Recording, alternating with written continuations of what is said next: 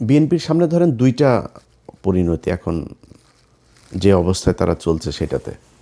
1981 সালে জিয়াউর রহমান এইভাবে এই হাসিনাকে নিয়ে এসেছিল।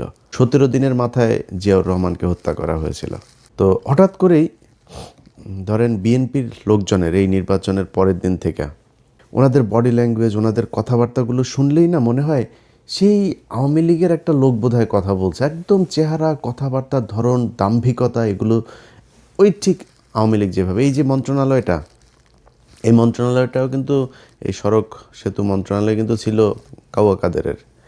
এই কাওয়া কাদেরও কিন্তু ঠিক এইভাবেই কথা শুনলেই শরীর জ্বলতো।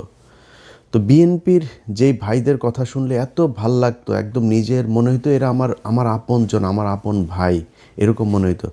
সেই মানুষগুলো হঠাৎ করে রাতারাতি এত চেঞ্জ হয়ে গেল, বিশেষ করে নির্বাচনের এই আগের থেকে। অনেকে আমাদের প্রশ্ন করেন, ভাই আপনারা কেন সরাসরি বিএনপির বিরুদ্ধে, এই আজকে যে বাংলাদেশ দেখছেন না, এটা আমরা অনুমান করতে পেরেছিলাম, এই জন্যই বিএনপির বিরুদ্ধে গিয়েছিলাম। তো ওনারা নির্বাচনের আগে থেকে আওয়ামী লীগের লোকজনকে রাজনীতি করার সুযোগ দিবে, সব মামলা তুলে নিবে, এই যেগুলো বলেছে, এবং সেটা এখন করছে। আপনারা দেখছেন বিভিন্ন জায়গায় অফিস খুলে দিচ্ছে। তো এটার বিএনপির সামনে ধরেন দুইটা পরিণতি এখন যে অবস্থায় তারা চলছে সেটাতে। 1981 সালে জিয়াউর রহমান এইভাবে এই হাসিনাকে নিয়ে এসেছিল। 17 দিনের মাথায় জিয়াউর রহমানকে হত্যা করা হয়েছিল। খালেদা জিয়া, তিনি 96-এ যখন এই হাসিনাকে আপনার স্পেস দেয়, উনি কিন্তু 15ই ফেব্রুয়ারি একটা নির্বাচন করেছিল 1996-এ। সেই নির্বাচনে জামাত, আওয়ামী লীগকে অংশগ্রহণ করে নাই।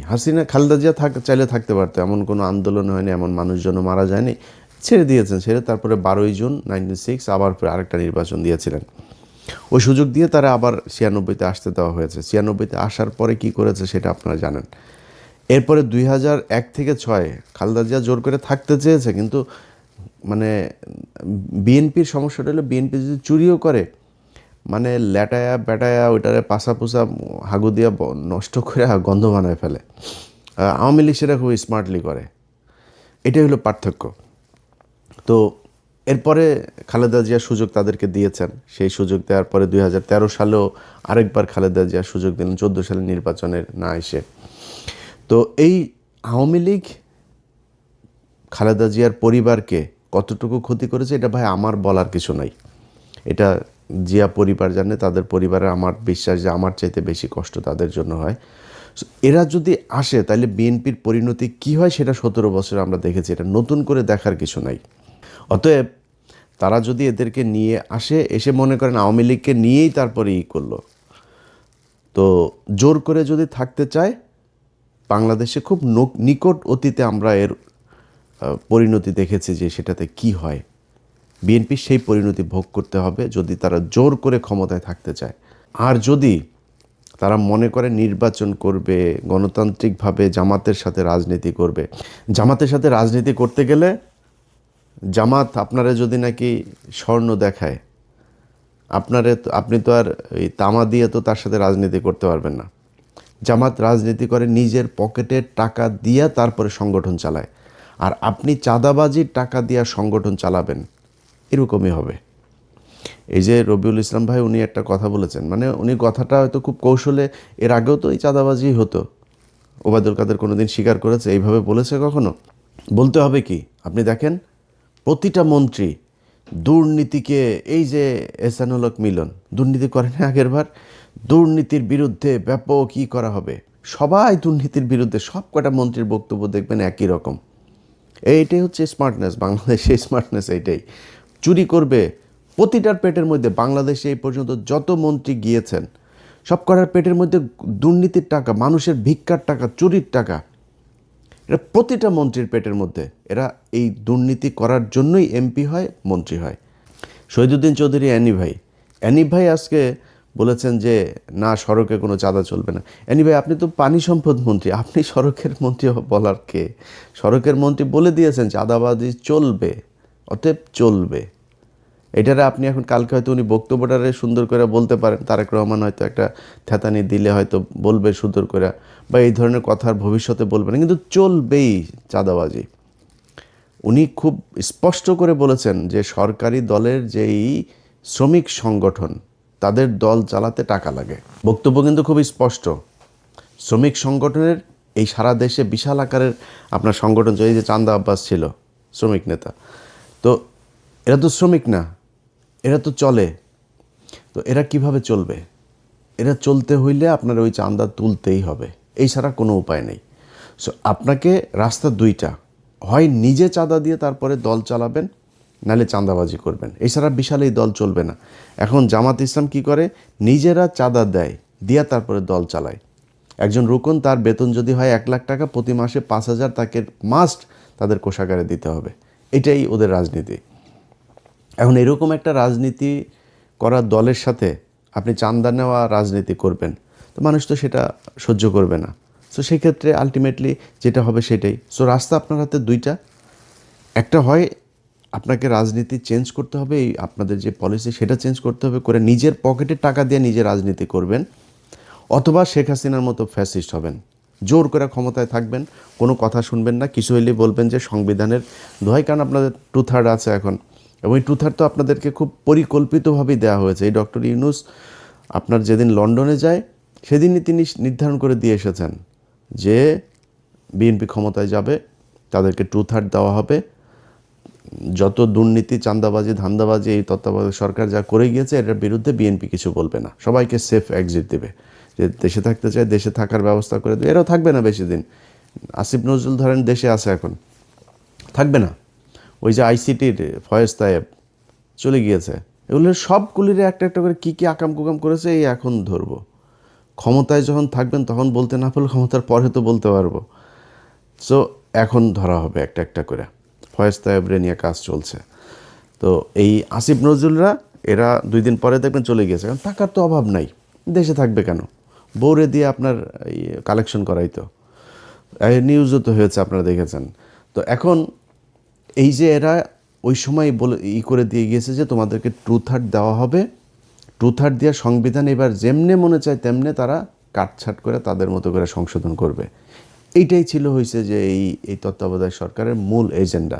এর বাইরে এই যে সরকারটা গেল 1.5 বছর, 1.5 বছরে বহু কিছু করা সম্ভব। সবচাইতে দুর্বল আর দুর্নীতিগ্রস্ত একটা তত্ত্বাবধায়ক সরকার ছিল, যেটার আমরা বিপ্লবী সরকার বলতাম, এটা ছিল সবচাইতে বেশি দুর্নীতিগ্রস্ত। এদের মতো দুর্নীতিগ্রস্ত আর একটা সরকার এই পর্যন্ত বাংলাদেশে তত্ত্বাবধায়ক সরকারে আসে নাই। এমনকি এই যে মঈনুদ্দিন ফখরুদ্দিনের যে সরকার না, আমার তো মনে আছে এদের চাইতে বহু সততা নিয়ে তারা কাজ করেছে। তো তারা আমাদের হাতে এখন ঝুলাই দিয়ে গেল একটা দুর্নীতিগ্রস্ত সরকার, এটার নিয়ে এখন আমাদের থাকতে হবে। তো বাংলাদেশের মানুষের কাছে আমার একটা জিজ্ঞাসা থাকবে যে এই দেশের মানুষ কি এই ঝাড়ুদার হয়েই থাকতে চান, চকিদার হয়েই থাকতে চান?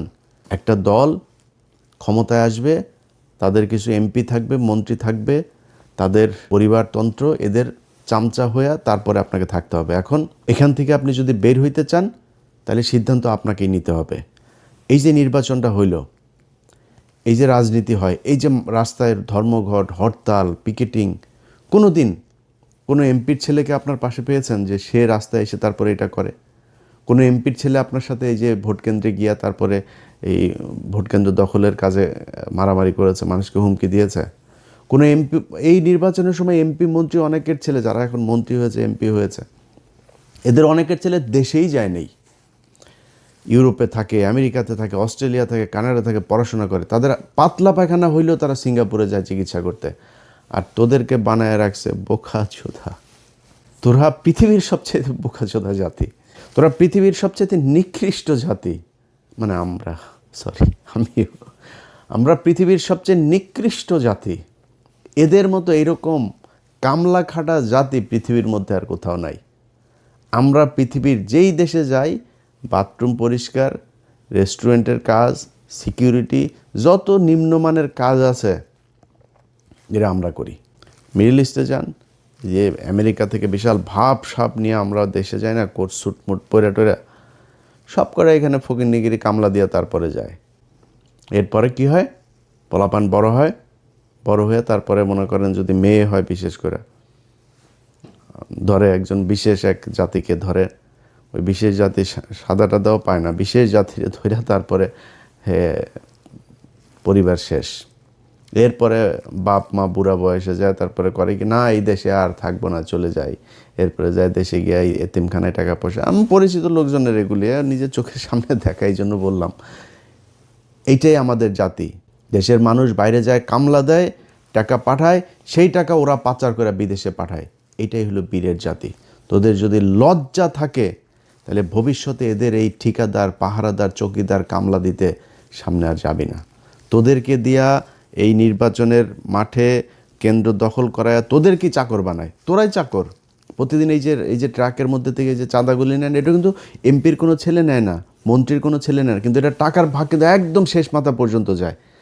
টাকাটা উঠায় কাঁদে দিয়ে তোরে দিয়ে উঠায়, তুই কামলা, ওইখানেও তুই কামলা। সো এই তোদের মতো কামলাদেরকে দিয়া এই দেশে এরা রাজনীতি করে এদের ছেলে মেয়েদেরকে বিদেশে পড়াশোনা করায়, নিজেদের কিছু হইলে তারপর ট্রিটমেন্ট নিতে যায় সিঙ্গাপুর, থাইল্যান্ড, ব্যাংকক। বাংলাদেশে এদের ট্রিটমেন্টও নেয় না এরা। এইভাবেই চলছে, একদম চোখের সামনে এইভাবে চলছে। প্রতিটা মন্ত্রী এমপি সব করার সন্তানের পেটের মধ্যে চুরির টাকা, দুর্নীতির টাকা, এই দেশের মানুষের ভিক্ষা করা টাকা এগুলি। এই যে বলেছে না যে এদেরকে চাঁদাটা নাকি এমনিতেই যারা স্বেচ্ছায় দেয়, স্বেচ্ছায় মিয়া ফাও কেউ টাকা 1 টাকা দেয়। আর যদি স্বেচ্ছায় নিতে চাস তাহলে তোর লোকজনরে বল যে থাল নিয়ে বসতে, আল্লাহর হস্তে 2টা দে, এমনি বলতে বলবে। লাঠি একটা হাতে নিয়ে আমরা দেখি নাই, এই চুয়াডাঙ্গা থেকে ঢাকায় আসতাম, মানে শুরু হয় আপনার একদম ঝিনাইদহ থেকে শুরু হইতো, মাগুরা, ফরিদপুর, রাজবাড়ী, এইদিকে মানিকগঞ্জ, সাভার, পুরোটা গাবতলী থেকে একদম পুরোটা আপনার এই চাঁদাবাজি চলতো। লাঠি একটা নিয়ে 3-4টা পোলাপান দাঁড়ায় থাকতো, এরা বিভিন্ন জায়গায় এই যে বিট করা, ওই যে বামগুলো করা, যাতে ওইখানে আসলে আপনাকে গাড়ি থামাইতেই হবে। এবং কন্ট্রাক্টর ওই জায়গায় জানতো কয় টাকা দিতে হইতো, ওই টাকা সে হাতের মধ্যে রাখতো, দিয়ে চলে আসতো, কোনো বার্গেনিং নেই, এটা ধরা বাঁধা। সো সবাই জানে আপনাকে দিতেই হবে, তাই আপনি দেন। আপনি থাল নিয়ে দাঁড়ায়েন তো দেখি স্বেচ্ছায় কীরকম দেয়। সো এটা স্বেচ্ছায় টাকা না, আপনি জোর করে ভিক্ষা নিচ্ছেন। এই ভিক্ষার টাকা একদম শেষ দলের শেষ মানুষ পর্যন্ত যায়, এটাই যায়। মনে করার কোনো কারণ নেই যে এমপিরা যে আপনার মনে করেন দলের সর্বোচ্চ নেতাদেরকে আপনার এই যে টাকা দিয়ে তারপর মনোনয়ন নিয়েছে, ও এমপি টাকা কই পায়? ও একদম একদম এই যে ভিক্ষুকের কাছ থেকে যে টাকাটা নেয়, ফুটপাতের যেই একজন হকারের কাছ থেকে যে টাকা নেয়, মেথরের কাছ থেকে যে টাকা নেয়, সব টাকা ওইখানে যায়। তোদের পেটে এমন কোনো অসভ্য টাকা নাই, এমন কোনো ছোট টাকা নাই যেই টাকা তোদের পেটে যায় না। সো এটাই হলো বাংলাদেশ। যারা কিনা কাজ করে খায় তারা নিজের হালাল পয়সা তারপরে খায়। এই হালাল টাকাটারে তোরা মানে হারাম করে তারপরে এই এই এই এই নিকৃষ্ট এই টাকা পয়সা তোরা খাস। এটাই হলো গিয়া তোদের মানে রাজনীতি। সো এই রাজনীতি কইরা যদি নাকি তারা বাংলাদেশে ক্ষমতায় জোর করে থাকতে চায়, থাকতে পারবে। কিন্তু যদি তারা মনে করে যে কম্পিটিশনে যাবে তাহলে সম্ভব না। এবার এই দেশের মানুষ হুমড়ি খেয়ে পড়েছিল দাঁড়িপাল্লায় ভোট দেওয়ার জন্য। কেন, কি কারণে? মানুষ এই চাঁদাবাজি, মাস্তানি, দখলবাজি এখান থেকে বের হতে চেয়েছিল। এই কারণে মানুষ দাঁড়িপাল্লাকে দেখতে চেয়েছিল যে দাঁড়িপাল্লা আসে কিনা। ধরে দাঁড়িপাল্লা আছে, দাঁড়িপাল্লা 5 বছর পরে আরও শক্তিশালী হয়ে আসবে। আপনি সিদ্ধান্ত নেবেন যে ভালো হবেন নাকি হাসিনার মতো আরও মানে সর্বোচ্চ ফ্যাসিস্ট হয়ে তারপরে ফ্যাসিজমের মাধ্যমে এই দেশ পরিচালনা করবেন। এই 2টা, সেটাও যে আপনি খুব বেশি পারবেন তা না। আমরা ভাই এই গত 17 বছরে দেখলাম তো, আজকে এই যে বাবারে বাবা সারা দেশ বিএনপি, হারি বাবারে বাবা সব বিএনপির লোকজন, বিএনপি সারা দেশে কোনো লোক নেই, রাতারাতি চেঞ্জ হয়ে যায় পরিস্থিতি। এগুলো আমাদের চোখের সামনে দেখা।